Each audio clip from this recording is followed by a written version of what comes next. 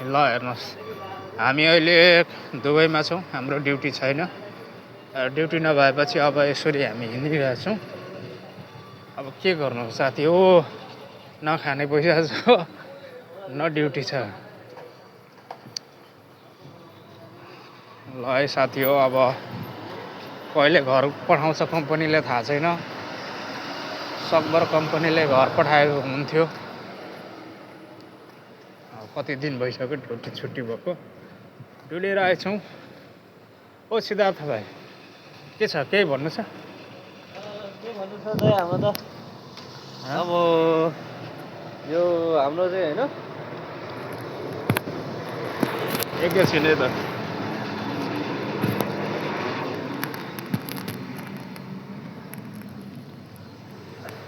अब हाम्रो यो उसमा होइन हामी के भन्नु सक्छौँ त, दुबईमा भएको नेपाली हामी होइन दाजुभाइसँग यस्तै छ हाम्रो परिस्थिति अहिले।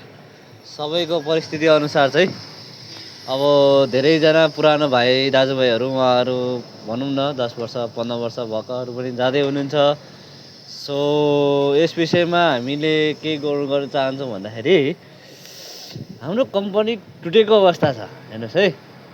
अनि तपाईँहरू भन्नुहुन्छ कि अब यो दुबईमा यो तपाईँहरूलाई कसैले फसायो अथवा कसैले ल्यायो भन्ने सन्दर्भमा चाहिँ मैले अब एउटा सानो आफ्नो तर्फ राख्न चाहेँ।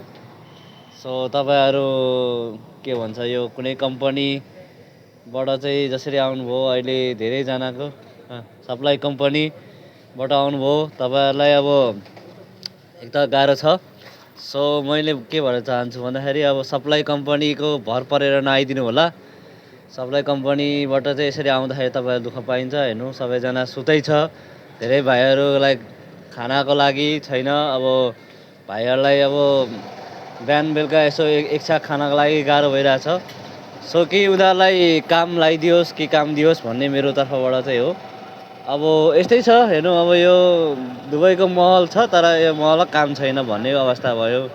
ल यति नै भन्न चाहन्छु, धन्यवाद। एउटा मरक क्या छ भाइ भन त, केही कुरा छ कम्पनीलाई? घर पठाउने विषयमा घर पेसेन्ट अब यस्तो ड्युटी नदिने भए घर पठाइदिँदा हुन्छ कि ड्युटी दिनु पर्यो। त्यसको लागि त्यति चाहिएको कारण